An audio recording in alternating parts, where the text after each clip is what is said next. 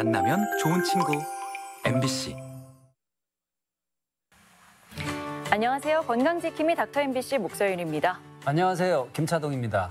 질환에 관한 다양한 궁금증 여러분의 입장에서 오늘도 꼼꼼하게 짚어드리겠습니다.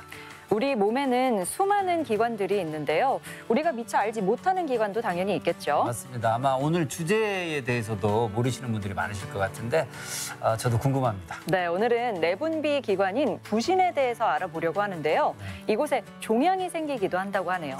부신 건강 관리도 놓치면 안 된다는 그런 얘기를 많이 들었는데 오늘 부신을 좀 제대로 알고 관리할 수 있는 그런 기회가 됐으면 좋겠습니다. 네, 오늘은 대자인병원 내분비내과 김영기 과장과 함께 부신 우연종의 증상과 치료에 대해 알아보는 시간 갖도록 하겠습니다.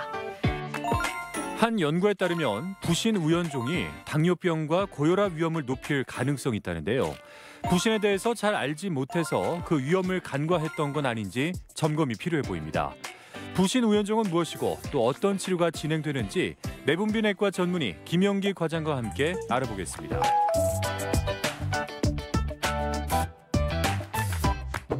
안녕하세요, 과장님. 예, 안녕하세요. 네, 오늘 주제가 부신 우연종이에요. 네. 사실 그냥 보시는 분들한테는 좀 생소하게 느껴질 것 같은데요. 이게 어떤 질환인가요?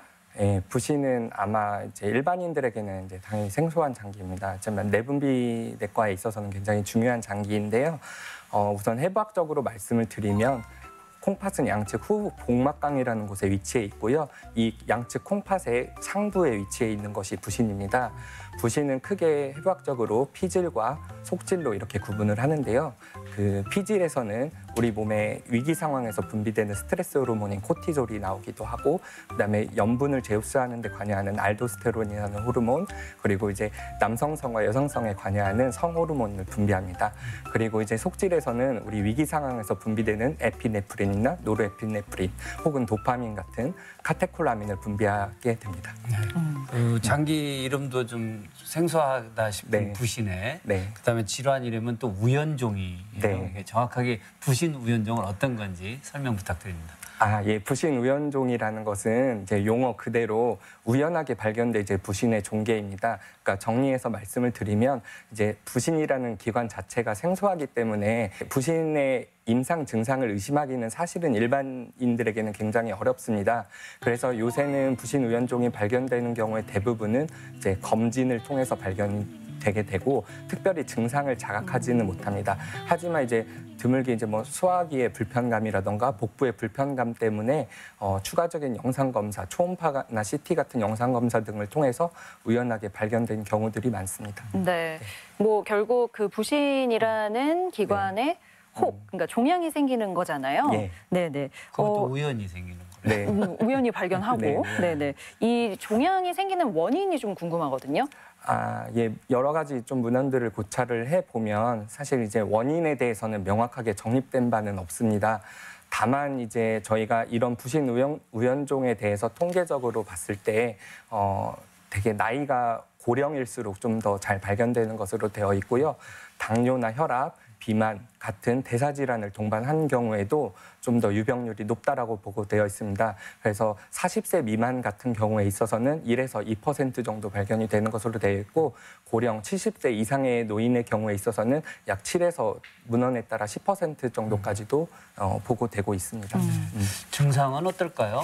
네, 아까 말씀드렸지만 이제 부신 우연종이라는 게 뭔가 증상 때문에 발견되는 경우보다는 무증상에서 발견되는 경우가 이제 가장 흔합니다. 그래서 이제 무증상으로 발견된 이런 부신 우연종에 대해서 이제 여러 가지 검사들을 통해서 보면 약 80에서 85% 정도까지는 이제 저희가 호르몬의 분비에 영향을 주지 않는 비기능성 선종으로 분류가 되고요. 약 10에서 15% 정도가 아까 앞서 말씀드렸던 부신에서 분비하는 여러 가지 호르몬들을 분비하는 기능성 종양으로 분류가 됩니다. 또한 약 2% 남짓 정도는 우리가 이제 소위 걱정하는 악성 종양으로 분류되고 있고, 이제 각 호르몬에 따라서 증상들은 이제 구분이 됩니다. 그래서 코티졸이 과도하게 분비되는 경우는 혹시 쿠싱 증후군이라고 들어보셨는지 모르겠는데, 이제 월상안이라고 해서 얼굴이 달덩이처럼 둥글게 보인다든가, 또 다른 증상으로는 이제 복부만 유독 이제 비만하는 양상, 또한 이렇게 고코티솔 혈증에 오래 노출이 되게 되면 당뇨, 그리고 혹은 이제 고혈압, 고지혈증, 골다공증 같은 그런 대사 질환에도 취약하게 될 수 있습니다. 그리고 이제 두 번째로 알도스테론이 과분비되는 경우가 있는데 이런 경우는 이제 자각 증상을 특별히 느끼기는 좀 어렵고 이제 혈압이 잘 조절되지 않거나 혹은 이제 검사를 해봤을 때 우리 몸에 전해질인 칼륨 수치가 낮은 저칼륨 혈증이 유발이 될 수가 있습니다. 그리고 그 외에도 이제 카테콜라민이 과분비되는 경우가 있는데 카테콜라민이 과분비되면은 나타날 수 있는 현상으로는 심한 두통이라던가 두근거림 그리고 발한 이런 증상들이 나타날 수가 있겠습니다. 네. 네. 앞서 이 부신 종양에는 비기능성 그리고 기능성이 있다고 말씀하셨잖아요. 네. 이게 구분은 어떻게 할 수 있는 건가요? 비기능성은 우리 그 부신에서 분비하는 호르몬의 분비에 영향을 주지 않는 거를 비기능성으로 분류하고 아까 10에서 15% 정도로 말씀드렸던 게 호르몬의 그런 여러 분비를 일으키는 기능성으로 분류할 수 있겠습니다. 그 부신에 종양이 생긴다고 그래서 이제 부신 우연종인데 종양하면은 번뜩 떠오르는 게 이제 암. 네. 네. 암일 가능성은 없을까요? 이제 최근 문헌에 따르면 이제 일반 전체 인구를 통틀어서 봤을 때 약 2% 정도는 암으로 보고가 되고 있습니다. 근데 크게 두 가지로 분류할 수가 있겠습니다.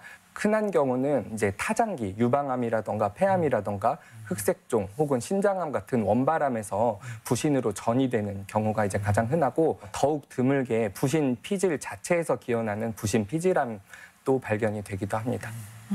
그러니까 그 자체 부신에서 자체적으로 암이 발생하기보다는 전이된 경우가 더 많은 확률이 있는 거예요. 예, 악성 종양의 경우에 있어서는 전이돼서 발병하는 경우가 좀 더 많다고 되어 있습니다. 네, 뭐 앞서 이게 증상에 의해서 우리가 여기가 이상하네 검사를 받아봐야 되겠다 뭐 이런 질환은 아니라고 하셨잖아요. 네. 그러면은 이 부신 우연종을 어떻게 진단을 내리는지도 궁금하거든요. 예, 크게 이제 진단을 영상학적 검사와 생화학적 검사 두 가지로 이제 나눠서 진단을 하게 됩니다. 먼저 이제 소변 검사나 혈액 검사 등을 통해서 그런 호르몬의 과분비의 증거가 있는지를 확인을 해볼 수가 있겠습니다. 그래서 그 1차적인 검사상에서 호르몬의 과분비의 흔적이 발견이 되면 각각의 호르몬의 과도 분비에 대한 억제 검사를 시행하게 됩니다. 그래서 각 기능성 호르몬 분비 종양에 대한 확진을 시행하게 되고 영상학적으로는 우리가 이제 양성과 악성을 좀 구분하는 데 유용하게 사용을 할 수가 있겠고 이제 가장 1차적인 검사는 비조형 증강 복부 CT를 1차적으로 권고를 하는데 사실 그 검사만으로는 임상적으로 좀 진단이 애매한 경우들이 많습니다. 그래서 그런 경우에 있어서는 조형 증강 CT라던가 MRI 혹은 다른 원발암을 동반하고 있는 환자분들 같은 경우에 있어서는 PET-CT도 유용한 이제 검사 툴이 될 수 있겠습니다. 또한 이제 이런 영상학적 검사나 생화학적 검사만으로도 진단이 모호한 경우가 있겠는데 이제 그런 경우에 있어서는 저희가 부신에 대해서 조직 검사를 시행하는 경우들도 있습니다. 네. 부신 우연종이 어떤 건지도 알아봤고 또 검사 방법도 알아봤고 그다음에 할 일은 이제 치료네요. 네. 치료는 어떻게 네. 될까요? 가장 많은 이제 비기능성 선종 같은 경우에 있어서는 저희가 특별한 치료를 권고하지는 않습니다. 우리나라 최근 가이드도 미국 가이드라인을 좀 근간으로 해서 이제 정립이 되는데 이제 최근 가이드로 따르면 먼저 처음 발견됐을 당시에 아까 말씀드렸던 선별 검사를 통해서 비기능성으로 확인이 되고 종괴 자체의 크기가 4cm 미만으로 작게 되면은 먼저 3에서 6개월 정도 후에 추적 관찰을 권고하게 됩니다. 그래서 그 추적 관찰 검사에서 특이 소견이 없으면 1년 정도 간격으로 약 5년 정도까지 추적 관찰하는 것을 권고하고 있습니다. 다만 이제 최근에 유럽 학회 가이드라인에 따르면 4cm 미만의 비기능성 선종이고 이제 고령의 환자에서 발견이 되는 경우는 추적 관찰 없이 지켜보라는 권고 사항도 있어서 그런 가이드라인의 재정립은 필요할 것으로 생각이 되고 있습니다. 그리고 이제 아까 말씀드렸던 10에서 15% 정도의 기능성 선종 같은 경우에 있어서는 가장 1차적인 권고 사항은 수술적 치료입니다. 그래서 수술적으로 제거를 했을 때 완치율도 높고 재발률이 굉장히 낮기 때문에 수술적 치료를 권고합니다. 또한 이제 부신암에 있어서도 이제 1기나 이제 국소장기 전이가 없거나 타장기 전이가 없는 경우에 있어서는 수술적 치료를 고려할 수 있겠는데 이제 대부분 이제 부신 피질암 자체가 악성도가 높기 때문에 전이되고 이제 그 종괴 자체가 큰 경우가 많아서 수술이 어려울 경우에는 저희가 약물 치료도 고려해 볼 수 있겠습니다. 근데 말씀하신 바에 따르면 경우에 따라서는 부신 자체를 절제하는, 그러니까 제거하는 수술을 받는 거잖아요. 네네. 네, 그럼 부신이 없어도 일상생활을 하는데 큰 지장은 없나요?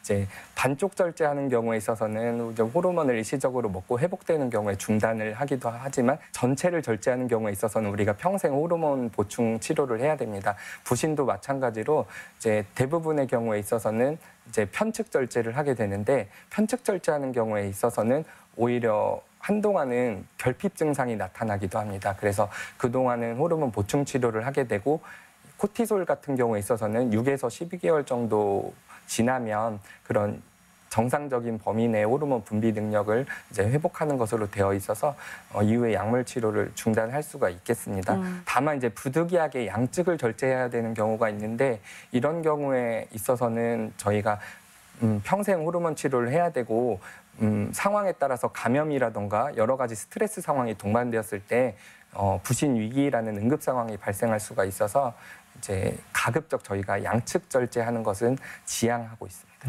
네. 그 모든 질환이 마찬가지지만 수술한다고 그러면 일단 환자 입장에서도 겁부터 나잖아요. 네. 수술 과정은 어떤가요?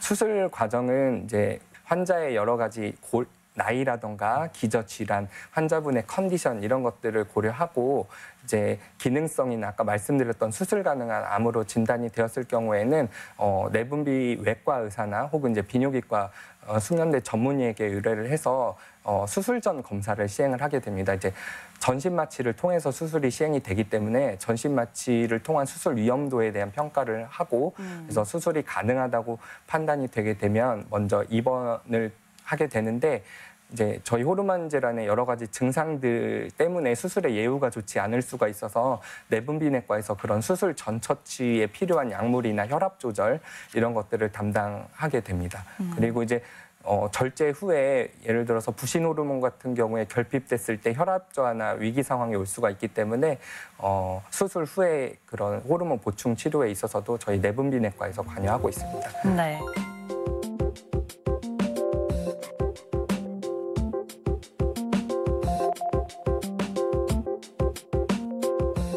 그럼 수술 후에 환자가 주의해야 할 점은 뭐가 있을까요?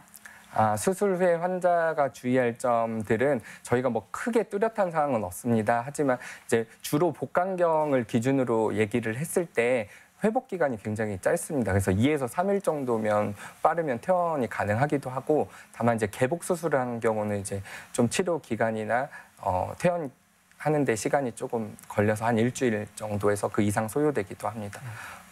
주의해야 될 사항은 특별한 건 없는데 전신 마취가 깨고 나서 바로 식이라던가 이런 것도 가능한 것으로 되어 있고 일상적인 생활은 바로 진행 가능한데 다만 이제 수술 부위에 강한 압력이나 이런 것이 가해지는 좀 강한 활동은 좀 자제하는 것이 좋겠습니다. 그 가능성은 낮다 하더라도 네. 이 부신 우연종이 암으로 발전했을 때요. 항암 치료는 어떻게 진행이 될까요?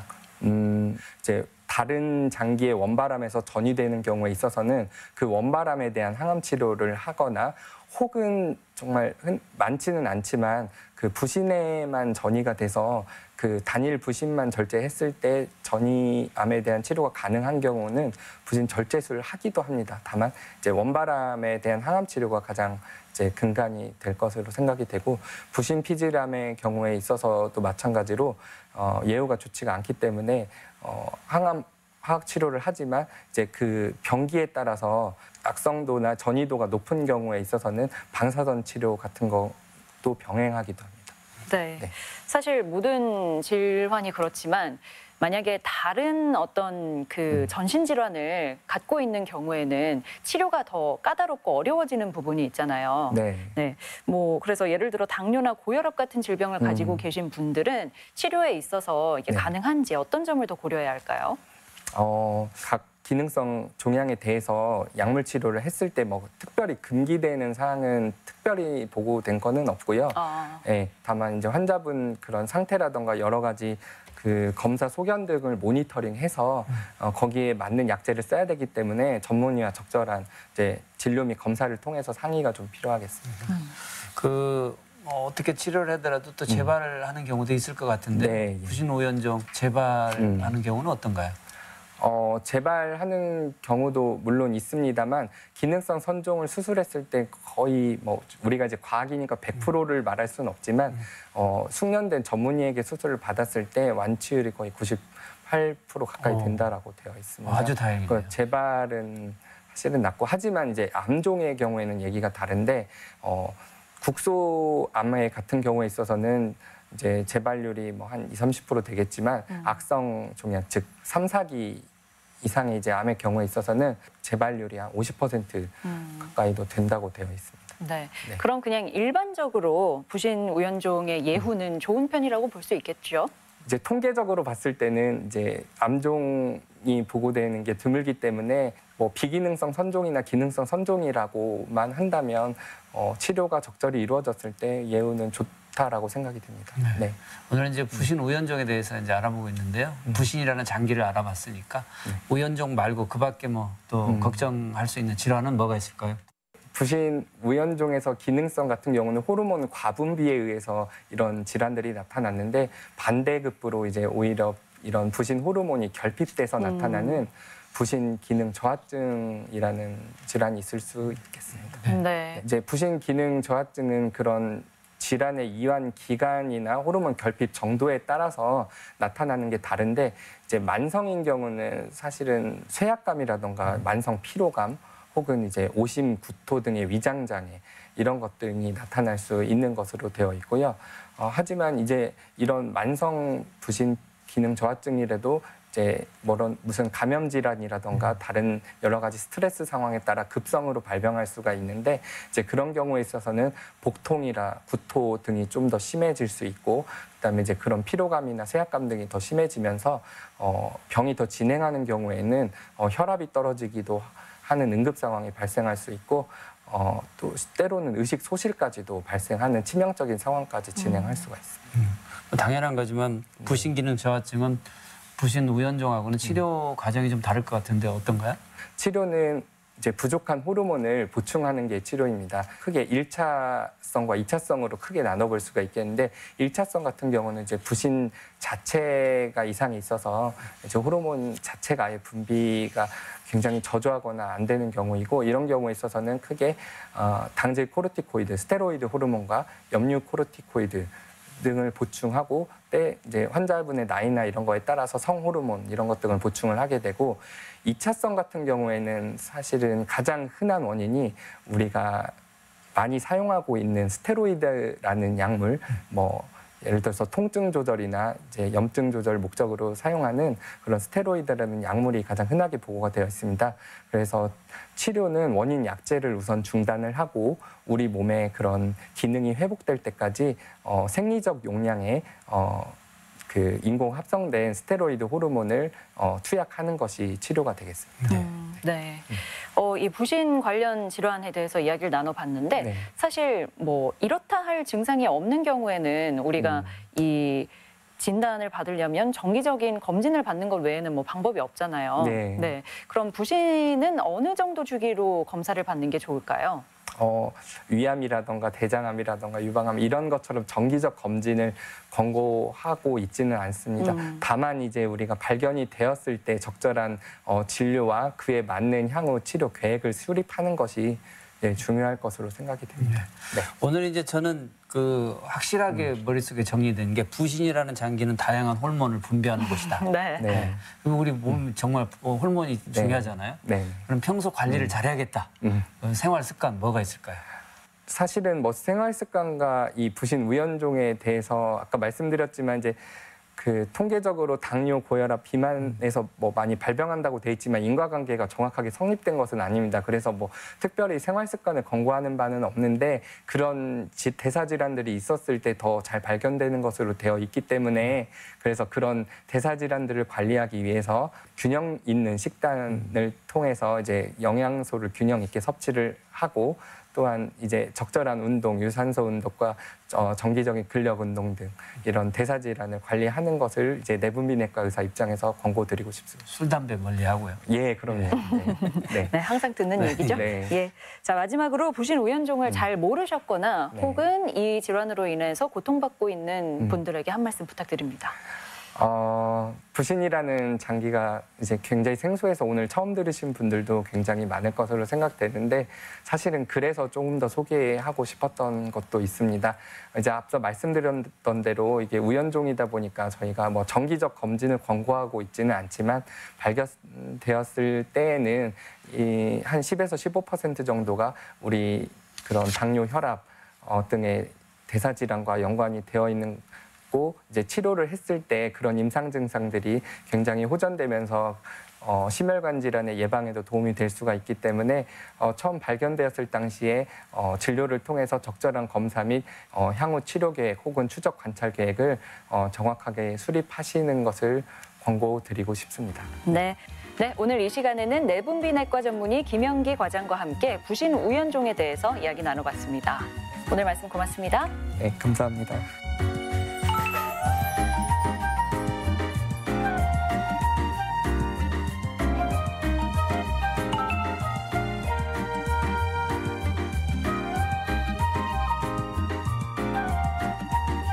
네, 긴장하거나 불안하면 손이 막 떨리잖아요. 네. 네, 그런데 손떨림이 질환에 의한 증상일 수도 있다고 합니다. 그중 하나가 파킨슨 병이래요. 네, 안정적인 상태에서 손떨림이나 이런 것들이 나타난다면 좀 주의를 해야 될 것 같아요. 네, 가벼운 증상이라고 여기지 마시고 늦추는 일 없도록 치료하시길 바라겠습니다. 맞습니다. 이 시간에 늘 반복되는 거지만 몸의 변화를 늘 주의 깊게 살피셔야 건강을 지킬 수 있습니다. 여러분의 건강과 관련해 궁금한 점 있으면 전주 MBC 홈페이지에 들어오셔서 질문 남겨주시기 바랍니다. 오늘 주제가요, 부신우연종입니다. 관련해서 더 알고 싶거나 또 다른 질환에 대해서 궁금한 내용이 있으시면 글 남겨주시면요, 닥터 MBC가 여러분의 궁금증을 모두 풀어드리겠습니다. 네, 저희가 준비한 소식은 여기까지입니다. 다음 주 이 시간에 다시 찾아뵙겠습니다. 고맙습니다.